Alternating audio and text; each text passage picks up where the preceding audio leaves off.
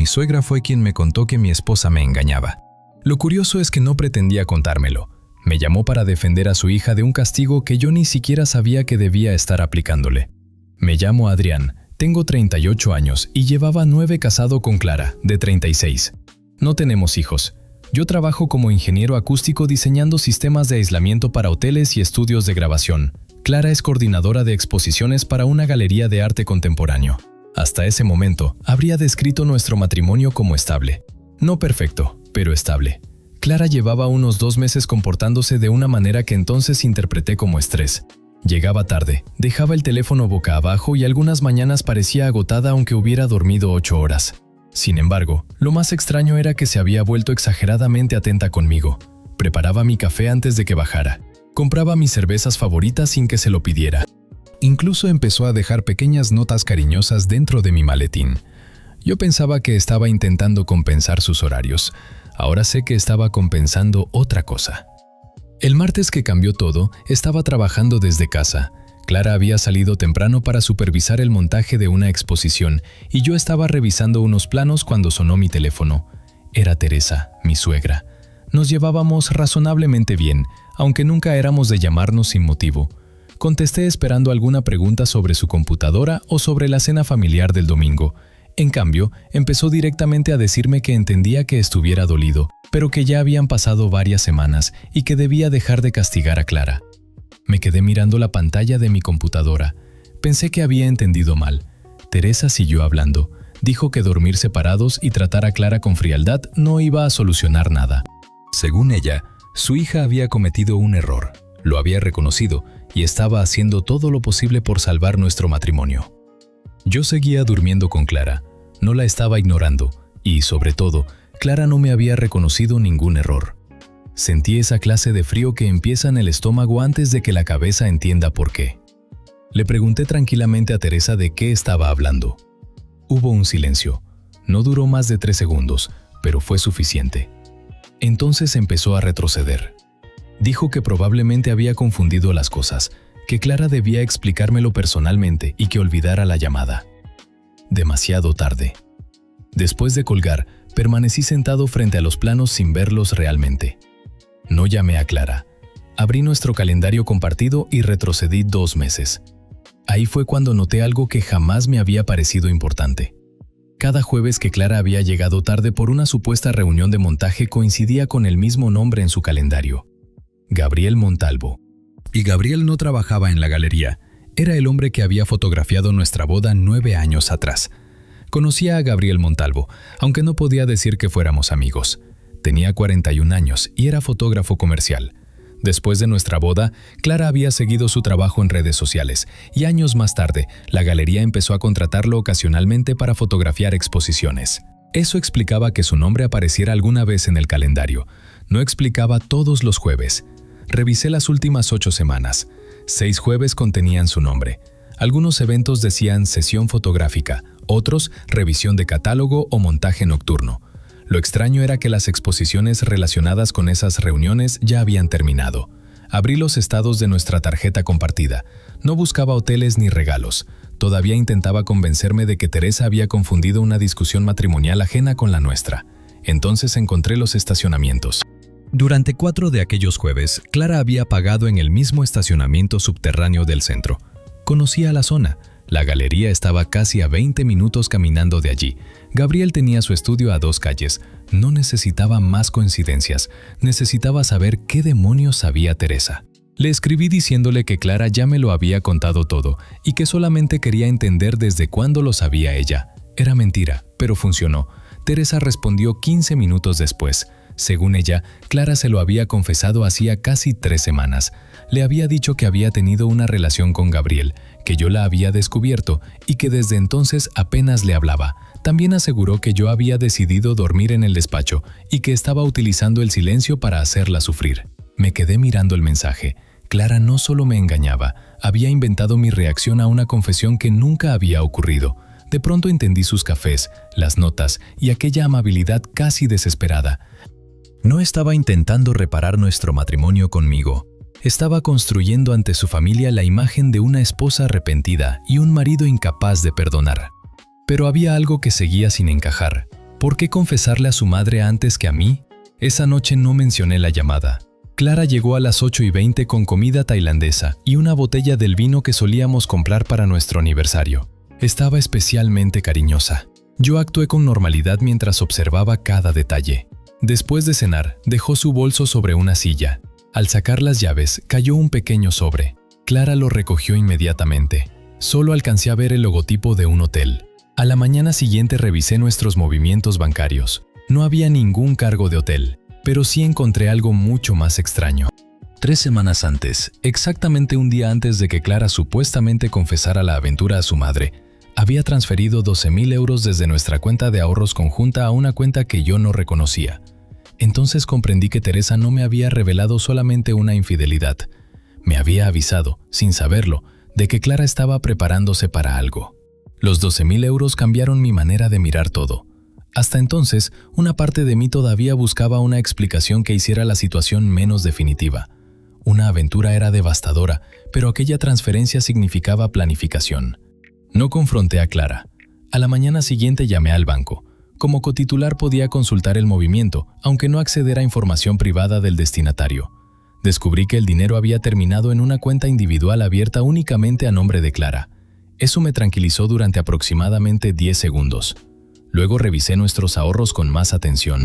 Había otras 3 transferencias pequeñas realizadas durante los 5 meses anteriores. En total, Clara había apartado casi 19,000 euros. Imprimí los movimientos y pedí cita con una abogada especializada en divorcios. No quería vengarme ni esconder dinero. Quería saber cómo protegerme antes de que Clara descubriera que su madre había cometido el error de hablar conmigo.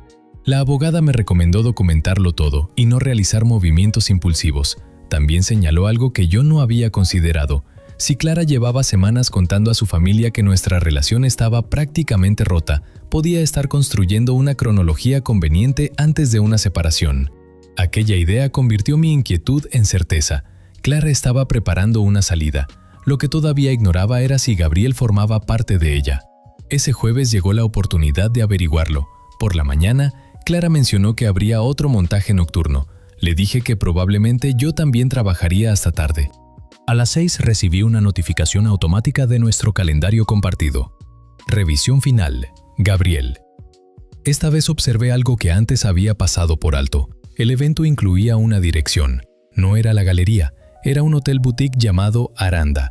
Reconocí inmediatamente el logotipo del sobre que había caído de su bolso. No fui al hotel. No necesitaba convertir aquello en una escena. En cambio, llamé al establecimiento y pregunté por una factura que supuestamente debía estar asociada a nuestro correo familiar. La recepcionista no pudo darme información sobre huéspedes, pero sí confirmó algo útil. El hotel vendía paquetes fotográficos para parejas y sesiones privadas. Gabriel era uno de sus fotógrafos colaboradores. Aquella noche, Clara regresó poco después de las 11. Traía el cabello recogido, maquillaje recién retocado y una carpeta de la galería bajo el brazo. Me explicó que el montaje había sido agotador. Yo ya sabía que esa noche no había habido ningún montaje. A la mañana siguiente, Teresa volvió a escribirme. Esta vez no intentaba defender a Clara. Me preguntó si podíamos vernos sin que su hija lo supiera. Nos encontramos en una cafetería lejos de nuestro barrio. Teresa parecía haber envejecido 10 años desde nuestra llamada. Sacó su teléfono y me enseñó una conversación con Clara. En ella, mi esposa afirmaba que pensaba pedirme el divorcio después de transferir su parte de los ahorros. Pero eso no fue lo que me dejó helado. En otro mensaje, Clara había escrito que Gabriel no podía enterarse todavía. Porque Gabriel creía que los 19,000 euros eran para que ambos empezaran una nueva vida juntos. Clara, aparentemente, tenía otros planes. Teresa no sabía cuáles eran esos otros planes. Solo sabía que su hija había mentido a demasiadas personas al mismo tiempo. Antes de irnos, me mostró el resto de los mensajes. Clara le había contado que Gabriel llevaba meses presionándola para que dejara el matrimonio. Según la versión que le dio a su madre, él incluso había empezado a buscar apartamentos para ambos. Clara le aseguró que necesitaba tiempo para organizar sus finanzas antes de marcharse, pero había un detalle absurdo. El dinero que estaba organizando no era suyo. De los 19,000 euros transferidos, más de 14,000 procedían directamente de mis ingresos. Clara y yo aportábamos cantidades distintas a la cuenta conjunta, algo fácil de demostrar con nuestros extractos. Esa misma tarde envié todo a mi abogada. Su respuesta fue sencilla: no tocara nada y guardara copias. 2 días después ocurrió algo que ninguno de nosotros esperaba. Gabriel me escribió.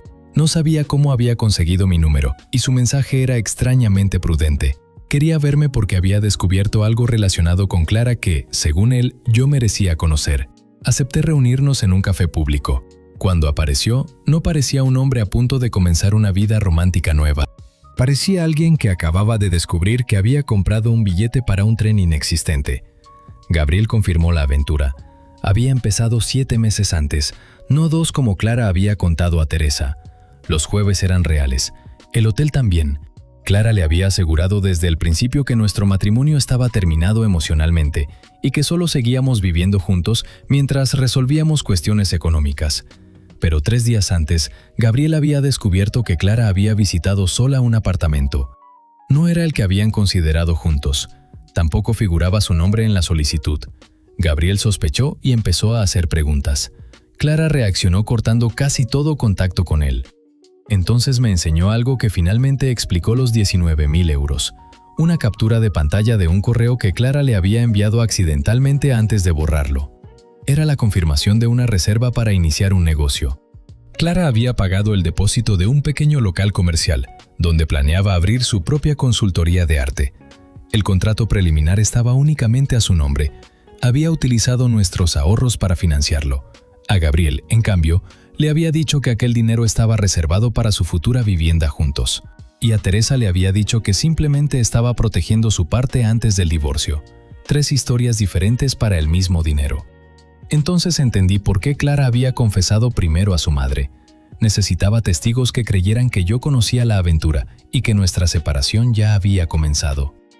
Aquella noche regresé a casa y encontré a Clara esperándome en la cocina. Por primera vez en semanas no había café preparado, comida especial ni sonrisa cuidadosa. Sobre la mesa estaba su teléfono. En la pantalla aparecía una conversación abierta con Teresa. Mi suegra había cometido un segundo error. Clara ya sabía que habíamos hablado. Y por la expresión de mi esposa, comprendí que finalmente había llegado el momento en que todas sus versiones tendrían que existir en la misma habitación. Clara no intentó negar la aventura. Eso fue casi decepcionante. Después de meses organizando versiones diferentes de su vida, finalmente se había quedado sin una que pudiera venderme. Primero intentó convertir los 7 meses con Gabriel en una consecuencia de nuestros problemas matrimoniales. Después, explicó las transferencias como una medida de seguridad porque temía quedarse sin nada durante el divorcio. Finalmente admitió que la consultoría llevaba casi 1 año en preparación. Lo que no sabía era que yo ya había hablado con Gabriel. Cuando mencioné su nombre, su expresión cambió. Entonces puse sobre la mesa las copias de las transferencias y la documentación que había preparado con mi abogada.